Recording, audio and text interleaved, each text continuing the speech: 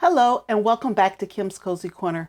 I'm Kim and we are back to where we started from. So for those of you who have been with me for the 7 months that I've been making videos, you know we spent a lot of time in this space here. And we're back in this space here because we're going to start some more seeds indoors.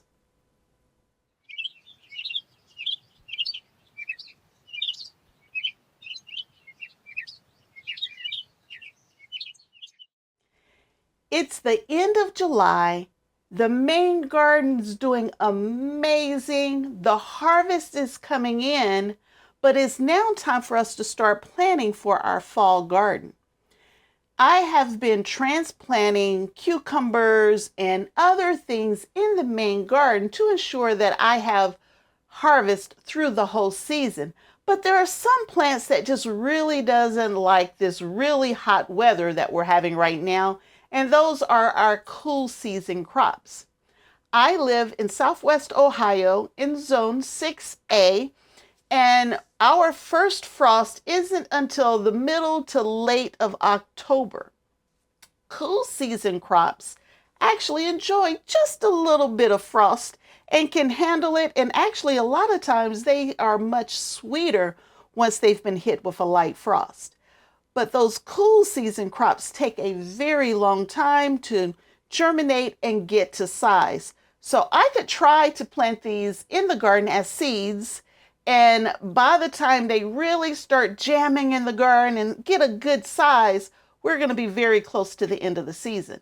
So we are going to start some cool weather crops indoors and store them in my indoor grow space right over there, which, by the way, needs to be cleaned up.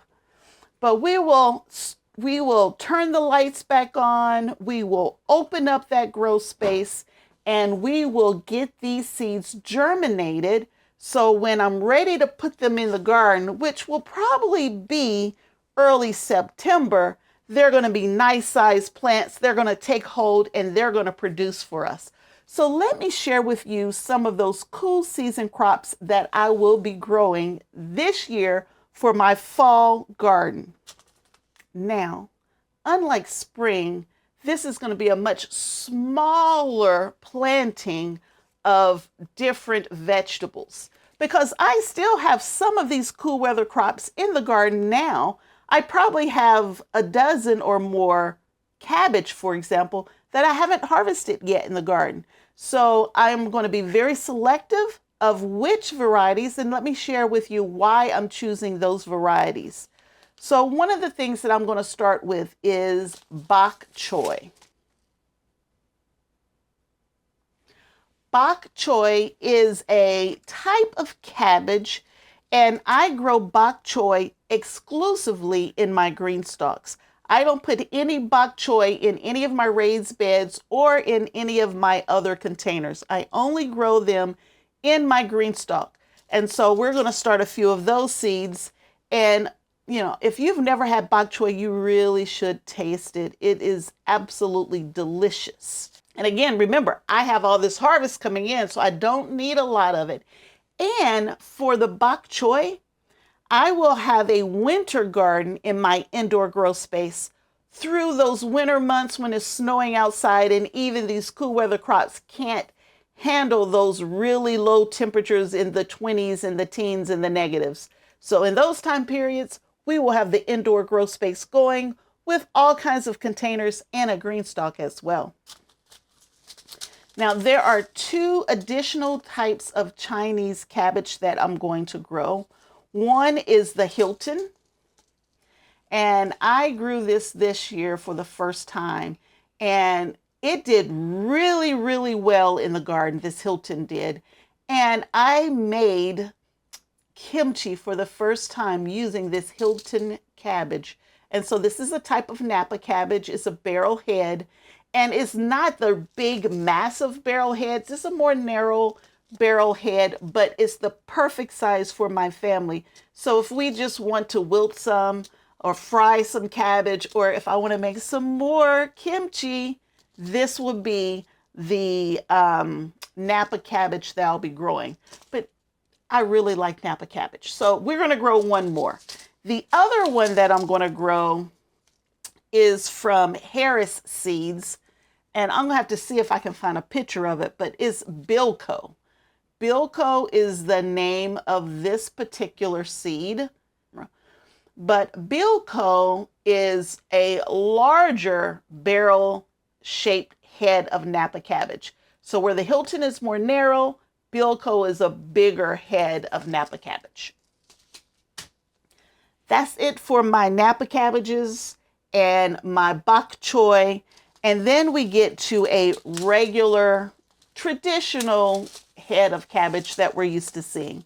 And I am only going to do the Golden Acre. This Golden Acre cabbage is from M.I. Gardner. I have some of the garden right now that still needs to be harvested, but I want to grow this one because it gives you a really nice tight head. And I'm hoping I can get this to store in my refrigerator for several months. That's my game plan. That's what I'm going for. Now, I have never been able to get my cabbage to store long term, but I've never grown this until this year. So Golden Acre, I'm hoping will last. And so I have some already in the garden that I haven't harvested yet, but it's not ready to be harvested. But by the time this comes in, I'm hoping we're going to be in the December time frame, just before it gets super cold in Southwest Ohio, which typically isn't until January. That's the only traditional head cabbage that I'm growing, because I already have the Napa, I have the bok choy, and I'm going to grow some traditional cabbage. That's a lot of cabbage, and I don't think we eat quite that much cabbage. I'm also going to grow some broccoli. Now, this season I grew, I believe, 2 different types of broccoli, and I'm going to bring one of those back, which is the blue ribbon broccoli. I'm going to throw a picture of it right here. Now, this blue ribbon broccoli had shorter stems, so they produced a much shorter stem, so that main crown was a lot closer to the ground. And I still believe it's only maybe 1.5 feet tall, if that, in the garden. And I'm still getting side shoots. It's holding together much longer than my Wathrams. So I'm not going to do the Wathrams. I'm going to do the blue ribbon. And I'm going to do quite a bit of it. I'm going to do more broccoli now than I did in the spring. In the spring, it warms up just too fast, and my broccoli wants to flower too quickly. But in the fall, I should get a much better, that initial crown, that initial head of broccoli, I should get a much better one and continue to get side shoots for many months. So, and I want to store some. I want to grow enough that I can put it away and have some for the winter versus having to buy it at the store. The other broccoli is also from Gurney's, and it's called Hybrid Premium Crop. And I know you can't see this, but here's a picture of it up here.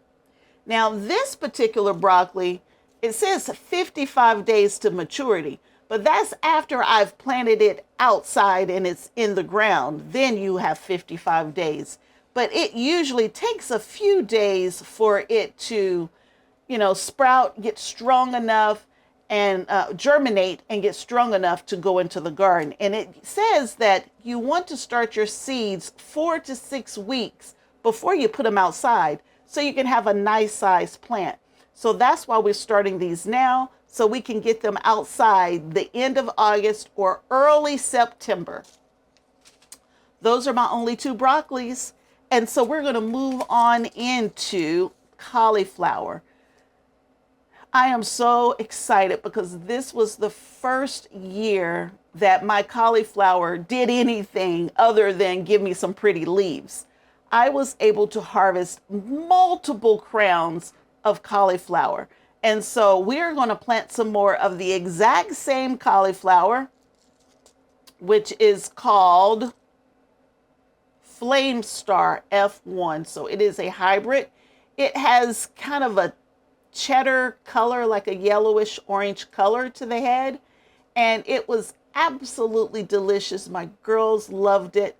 And I feel like the season was just perfect. It wasn't too hot, it wasn't too cool, it wasn't too wet, and it produced amazing heads. And we're going to grow this again. Now, I do have some more cauliflower on the way here from MI Gardener, but it hasn't gotten here yet, and I can't wait much longer. So we're going to go ahead and get this one started, and hopefully I will have the rest of my seeds and we will get them started. It'll be probably a week later, but we're going to get them started as well.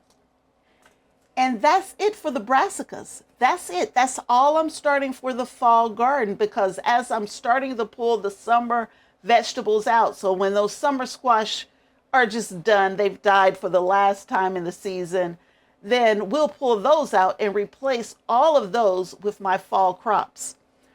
But one of the other things that I've continued to attempt to grow all summer long are different types of lettuce. So I have lettuce out in the garden right now. It's struggling, but it's giving me some lettuce, leaf lettuce along the way. So they're not big, beautiful heads like they were back in the spring, but at least I'm getting something so I don't have to buy it in the store. Lettuce does not like warm weather. And so you have to look at your lettuce to see how long it takes to germinate, how long before you harvest, and see if there's some lettuce out there that's slow to bolt or lettuce that is more heat tolerant. And so those are some of the types of lettuce that I have growing outside right now. But this fall, of course, all of my green stalks are going to be full of lettuce, and we're going to be eating lettuce like crazy. So I'm going to go ahead and start some of the lettuce that I've been struggling to get to grow in the heat of the summer that we're in right now. And so I'm going to go ahead and start a couple of trays of lettuce. And so we are going to start Butter Crunch, which is one of my favorite lettuce, but struggling with it. It just can't handle this heat. Can't handle it. It says here that germination temperatures should be 50 to 72 degrees. I think last night the low was 78, to kind of give you an idea of just how warm it is right now in Southwest Ohio.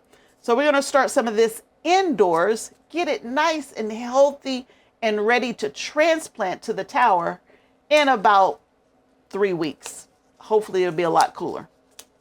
And the last lettuce is Black Seeded Simpson. Now, I just got this from Burpees from, I don't know, the grocery store or somewhere. I can't remember now. But Black Seeded Simpson. Now, after this bolted, I tried planting it one more time. It bolted almost immediately. It came out the ground. It had flowers on it immediately. So I stopped trying to grow this one. But it is one of my favorite lettuce. So we're going to start that today in one of the trays and get it ready to go outdoors in about 3 weeks. So those are all the seeds that I'm going to start now. Let me share with you a picture right here of how I've put all of the seeds in the trays. I have them started, they're set up, they're ready to go. And then here's a picture of where I've moved them into my indoor grow tent. Now, if you're interested in learning more about my indoor grow space, please check out my video on how to set up an indoor grow space. All the types of equipment, the lights, the type of tent, the stands, everything that I have in my indoor grow tent is in that video. So if you want any of that information, please check out that video. I'm ready. I'm ready for the fall garden. I want to make sure that I am on top of it this year so I can get a good fall harvest. If you enjoyed this video, please give me a thumbs up. Please subscribe to the channel, and I will see you back here again really soon. And until next time, bye.